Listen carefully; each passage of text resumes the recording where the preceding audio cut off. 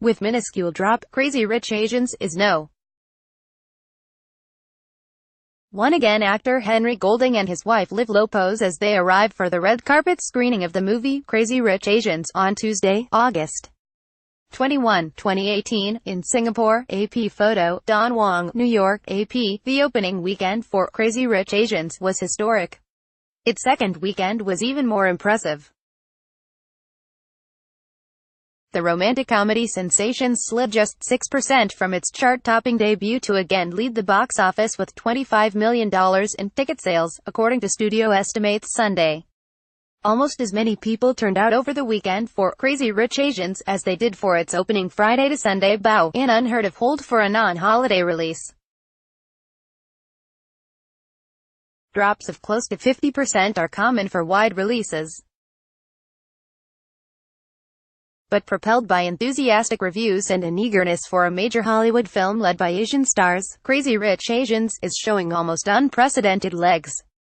After opening last weekend with $35.3 million from Wednesday to Sunday and $26.5 million over the weekend, the Warner Bros.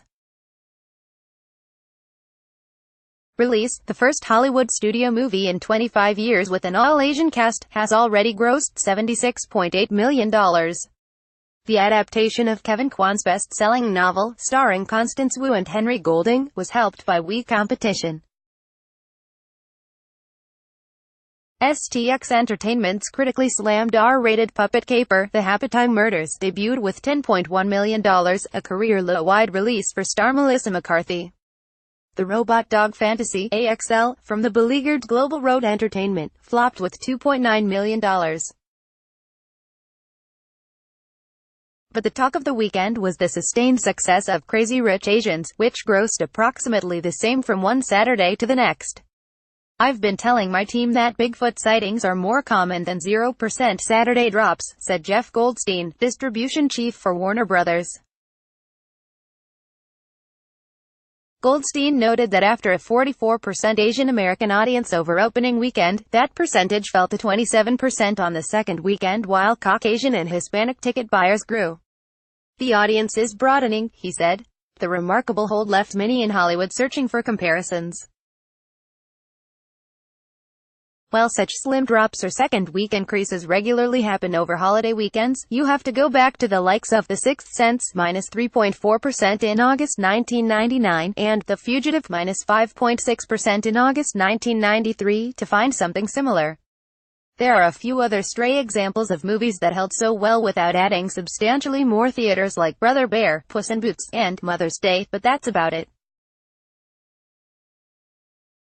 Even The Help, which also opened mid-August, slid 23.1% in 2011 on its way to $169.7 million domestically and 4 Oscar nominations including Best Picture, a path that's not out of the question for Crazy Rich Asians. "There's no greater indicator of the enthusiasm of an audience than a minimal drop in a second weekend," said Paul Dergarabedian, senior media analyst for Comscore. "This isn't the product of opening weekend hype. This is the product of a great movie resonating very strongly with all audiences. The movie has become a cultural phenomenon." Crazy Rich Asians also expanded internationally, though with a more muted effect. It grossed an estimated $6 million in 18 markets, including $1.8 million on 105 screens in Singapore, where much of the movie is set. Crazy Rich Asians hasn't yet been granted a release in China, where Disney's Ant-Man and the Wasp opened over the weekend and collected $68 million, pushing its global gross to $544.1 million. The Happytime Murders, which cost approximately $40 million to make, came into the weekend with some of the worst reviews of the year, 22% fresh on Rotten Tomatoes, despite the pedigree of the Jim Henson Company. Brian Henson, the chairman of the company and son of Jim Henson, directed the raunchy Los Angeles detective tale, a kind of Who Framed Roger Rabbit, for puppets. It's the second straight disappointment for STX, which has also seen its Mark Wahlberg thriller, Mile 22, underperform. With $6 million in its second week, it has been thoroughly trounced by Crazy Rich Asians. In limited release, the low-budget John Cho starring thriller, Searching, landed at $28,000 per screen average with $250,000 in 9 theaters. Estimated ticket sales for Friday through Sunday at U.S. and Canadian theaters, according to ComScore. Where available, the latest international numbers for Friday through Sunday are also included. Final domestic figures will be released Monday.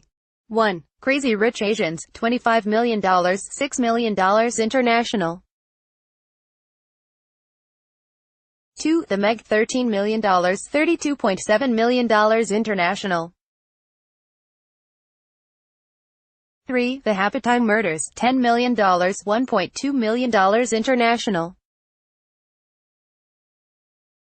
4. Mission Impossible Fallout, $8 million, $13 million international. 5. Christopher Robin, $6.3 million, $5.9 million international. 6. Mile 22, $6 million, $5.7 million international. 7. Alpha, $5.6 million, $6.7 million international. 8. Black Klansman, $5.3 million, $5.6 million international. 9. AXL, $2.9 million.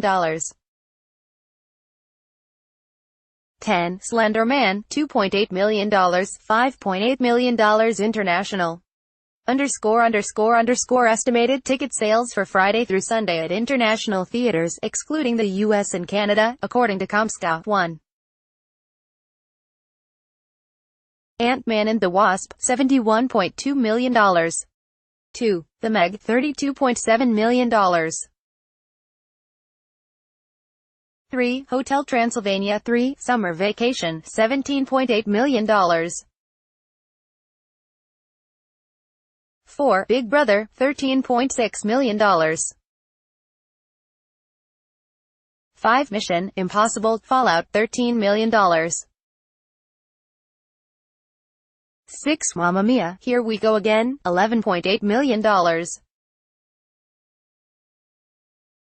7. The Equalizer 2, $11 million.